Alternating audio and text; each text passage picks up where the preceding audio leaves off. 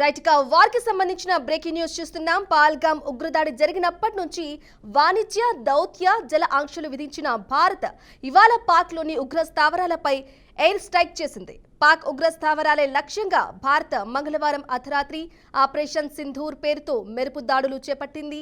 మొత్తం 9 ఉగ్ర స్థావరాలపై భారత సైన్యం దాడులు చేసింది. దీంతో సరిహద్దు నియంత్రణ రేఖ వెంట పాకిస్తాన్ కాల్పుల విరమణ ఒప్పందాన్ని ఉల్లంఘించింది. విచక్షణారహితంగా కాల్పులు జరిపింది. ఈ ఘటనలో 10 మంది భారత పౌరులు మృతి చెందారు. అమాయక ప్రజలను పాక్ బలిగొందని భారత సైన్యం తెలిపింది. ఇక దీనికి బదులు తీర్చుకుంటామని భారత సైన్యం హెచ్చరికలు జారీ చేసింది.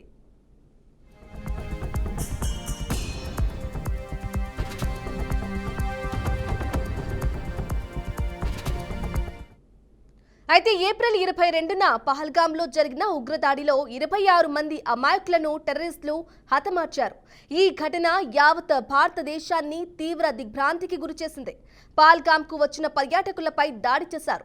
భద్రతా శాఖల ప్రాథమిక విచారణలో ఈ దాడికి పాక్కు చెందిన ఉగ్ర సంస్థ లష్కరే తోయిబా బాధ్యత వహించిందన్న ఆధారాలు లభించాయి.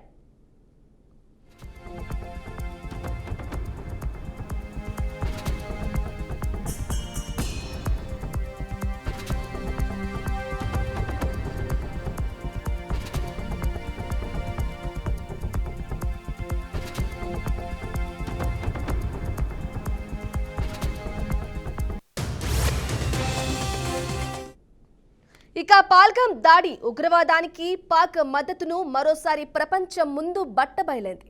జమ్మూ కాశ్మీర్లో శాంతిని దెబ్బతీయాలన్న కుట్రలో భాగంగానే ఈ దాడి జరిగిందని నిఘా వర్గాలు స్పష్టం చేశాయి. ప్రస్తుతం పహల్గామ్లో హై అలర్ట్ ప్రకటించారు. దేశమంతటా ఈ దాడిపై తీవ్ర ఆగ్రహం వ్యక్తం చేసింది. ప్రధానమంత్రి నరేంద్ర మోదీ ఈ దాడిని కీర్తి కలంకంగా అభివర్ణిస్తూ అమరుల కుటుంబాలకు సంతాపం తెలిపారు. ఈ ఘటనను కఠినంగా ఎదుర్కొనేందుకు కేంద్రం చర్యలు వేగవంతం చేసింది.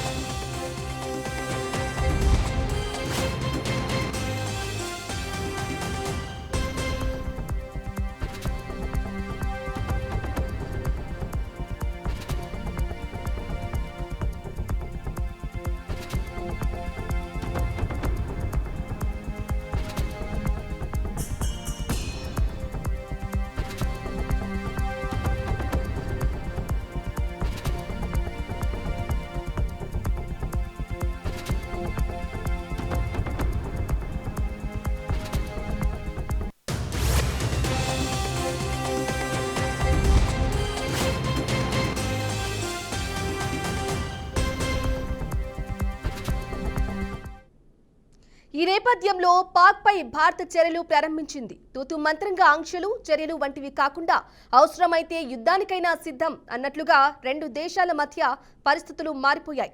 ఈ క్రమంలో పాకిస్తాన్కు సింధు నదీ జలాల నిలిపివేస్తున్నట్లు భారత్ ప్రకటించింది. 1960లో రెండు దేశాల మధ్య సింధు నదికి సంబంధించి ఒప్పందం కుదిరింది. దానిని నిలిపివేస్తున్నట్లు భారత్ ప్రకటించడంతో పాకిస్తాన్కు ఊహించని దెబ్బ తగిలింది. దీంతో పశ్చిమ నదులైన జీలం, చీనాబ్లపై జమ్మూ కాశ్మీర్లో నిర్మితమవుతున్న జల విద్యుత్ కేంద్రాలపై పాకిస్తాన్ తీవ్ర అభ్యంతరం వ్యక్తం చేస్తోంది.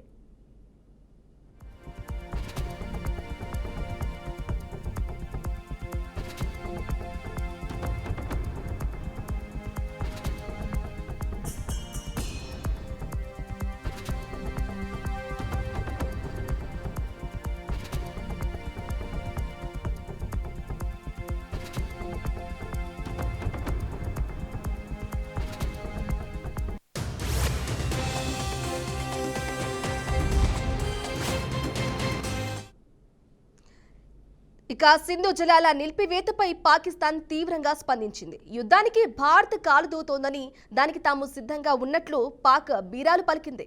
దీనికి బదులుగా భారత విమానాలను పాకిస్తాన్ గగనతలం మూసివేస్తున్నట్లు వెల్లడించింది. దీంతో ఇరు దేశాల మధ్య వైర్యం మరింత రంజుకుంది. దానికి ప్రతిచర్యగా భారత్ కూడా గగనతలం మూసింది. భారత్ పాకిస్తాన్కు ఇచ్చిన MFN హోదాను కూడా రద్దు చేసింది.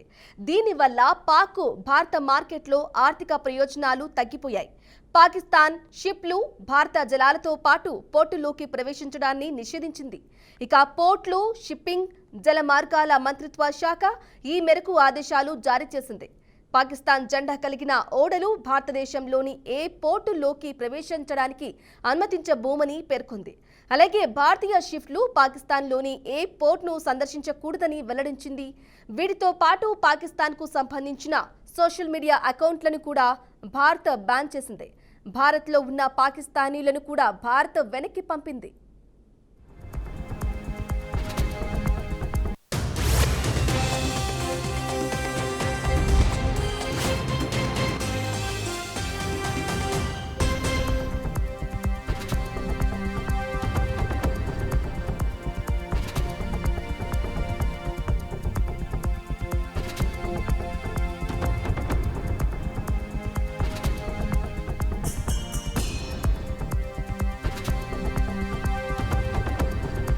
దీంతో పాకిస్తాన్ సైబర్ దాడులకు తెగబడింది. ఇక పాకిస్తానీ హ్యాకర్లు భారత రక్షణ రంగ వెబ్సైట్లను లక్ష్యంగా చేసుకున్నారు.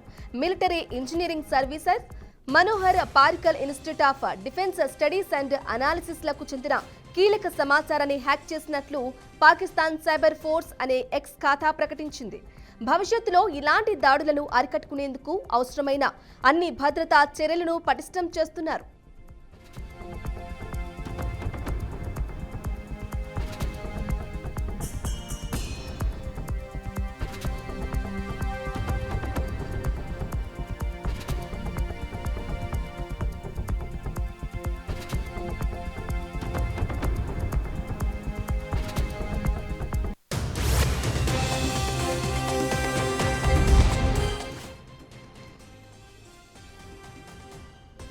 రైట్గా ఈ చర్యలో భాగంగా పాకిస్తాన్ సైనిక చర్యకు ఉపక్రమించింది. భూతలం నుంచి భూతలం పైకి ప్రయోగించగల అబ్దాలి క్షిపణిని విజయవంతంగా పరీక్షించినట్లు పాక్ ప్రభుత్వం ప్రకటించింది.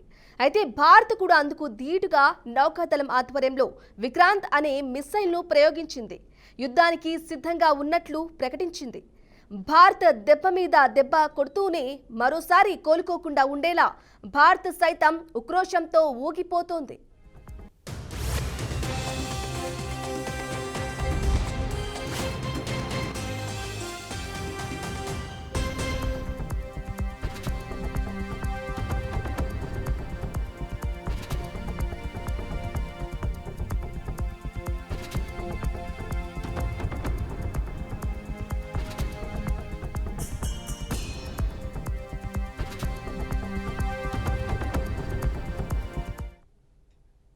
ఇక అంతర్జాతీయంగా సౌదీ అరేబియా, యుఏఈ వంటి పలు దేశాలు భారత్కు పూర్తి స్థాయిలో ఇప్పటికే మద్దతును ప్రకటించేశాయి. అయితే పాక్పై భారత్ చర్యలతో దాయాది దేశం ఉక్కిరిబిక్కిరవుతోంది. ప్రధాని మోదీ అధ్యక్షతన కీలక సమావేశాలు సైతం పాక్కు కంటి మీద కునుకు లేకుండా చేస్తున్నాయి. గత 15 రోజులుగా సరిహద్దు వద్ద పాక్ కవ్వింపు చర్యలకు పాల్పడింది. పాక్ సైన్యం కాల్పులపై ఆగ్రహం వ్యక్తం చేశారు. పాక్ గట్టి సమాధానం ఎదుర్కోవాల్సి వస్తుందని హెచ్చరించారు. ఇక మరోవైపు అరేబియా సముద్రంలో యుద్ధ వాతావరణం నెలకొంది.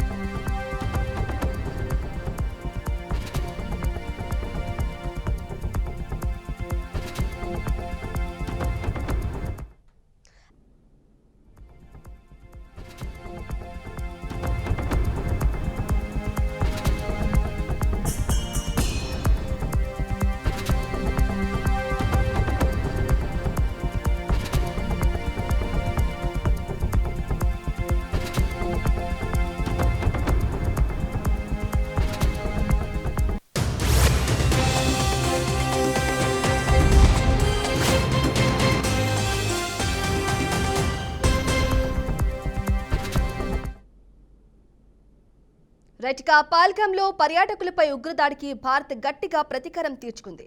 విదేశాంగ శాఖ కార్యదర్శి Vikram Misri, colonel Sofia Qureshi, wing commander Vyomika Singh operation Sindhu గురించి వివరించారు. పాకిస్తాన్ భూభాగంలోని 9 ఉగ్ర స్థావరాలపై విరుచుకుపడింది. ఆపరేషన్ సింధూర్ విజయవంతంగా నిర్వహించినట్లు సైన్యం ప్రకటించింది. ఈ మెరుపు దాడులకు సంబంధించిన వివరాలను కేంద్ర రక్షణ విదేశాంగ శాఖ మీడియాకు వెల్లడించింది. ఇక నిఘా వర్గాల నుంచి వచ్చిన అత్యంత ఖచ్చితమైన సమాచారంతోనే ఉగ్రస్థావరాలపై దాడులు జరిపామని తెలిపారు. ఉగ్రవాదులు అజ్మల్ కసబ్, డేవిడ్ హెడ్లీకి శిక్షణ ఇచ్చిన శిబిరాలను ధ్వంసం చేశామని అన్నారు. 5 Pakistani and Pakistan-trained terrorists belonging to the Lashkar-e-Taiba carried out a savage attack on Indian tourists at Pahalgam in Jammu and Kashmir in India. They murdered 26 people, including one national of Nepal, causing the largest number of civilian casualties in a terrorist attack in India since the 26 November 2008 attacks in Mumbai. The attack in Pahalgam was marked by extreme barbarity, with the victims mostly killed with headshots from close range and in front of their families. Family members were deliberately traumatized through the manner of the killing, accompanied by the exhortation that they should take back the message. The attack was clearly driven by the objective of undermining the normalcy returning to Jammu and Kashmir. In particular, it was designed to impact the mainstay of the economy, tourism, with a record 23 million tourists visiting the valley last year.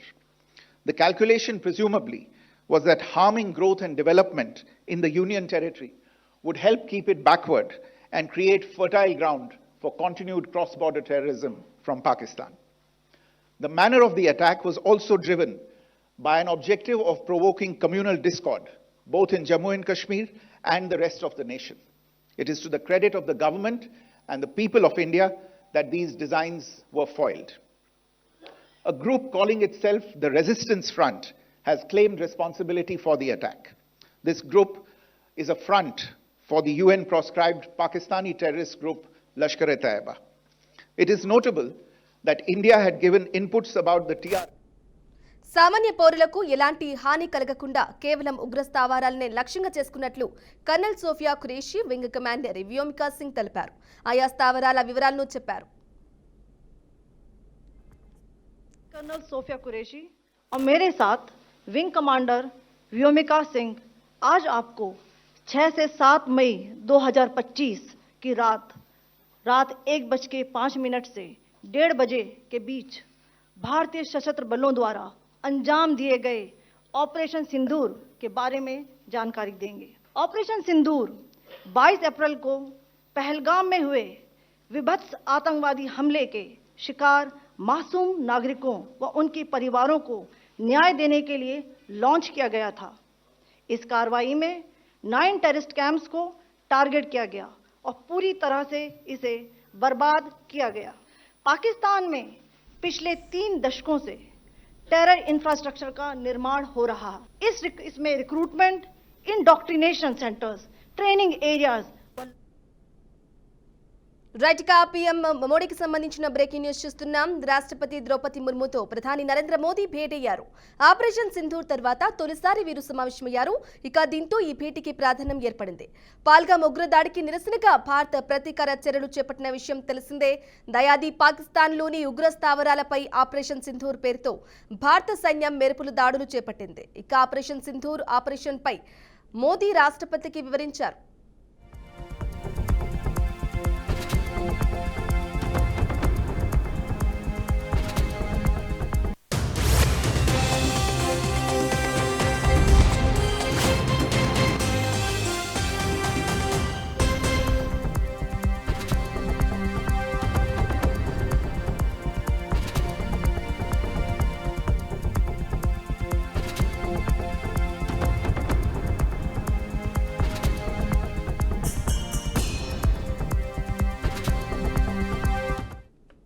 Right, మోడీకి సంబంధించిన breaking news చూస్తున్నాం. రాష్ట్రపతి ద్రౌపది ముర్ముతో ప్రధాని నరేంద్ర మోదీ భేటీ అయ్యారు. Operation Sindoor తర్వాత తొలిసారి వీరు సమావేశమయ్యారు. ఇక దీంతో ఈ భేటీకి ప్రాధాన్యం ఏర్పడింది. పాల్గామ్ ఉగ్రదాడికి నిరసనగా భారత ప్రతీకార చర్యలు చేపట్టిన విషయం తెలిసిందే. దయాది పాకిస్తాన్లోని ఉగ్ర స్థావరాలపై ఆపరేషన్ సింధూర్ పేరుతో భారత సైన్యం మెరుపులు దాడులు చేసింది. ఇక ఆపరేషన్ సింధూర్ ఆపరేషన్పై మోదీ రాష్ట్రపతికి వివరించారు.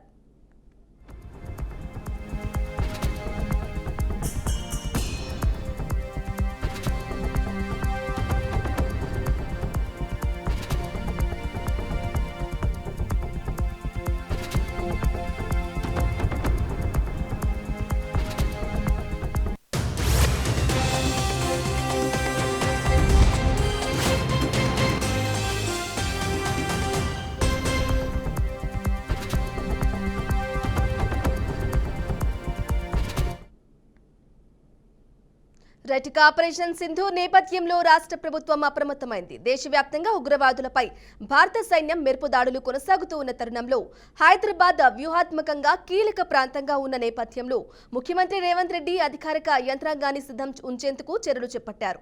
కమాండ్ కంట్రోల్ సెంటర్లో అత్యవసర సమీక్ష సమావేశాన్ని నిర్వహించనున్నారు. ఈ సమీక్షలో ఆర్మీ, పోలీసు, డిజాస్టర్ మేనేజ్మెంట్ సహా ఇతర కీలక విభాగాల ఉన్నతాధికారులు హాజరవుతారు. తాజా పరిస్థితులను పరిగణలోకి తీసుకుని అన్ని విభాగాలకు అప్రమత్తత, సమన్వయంపై సీఎం దిశానిర్దేశాలు ఇవ్వనున్నట్లు సమాచారం.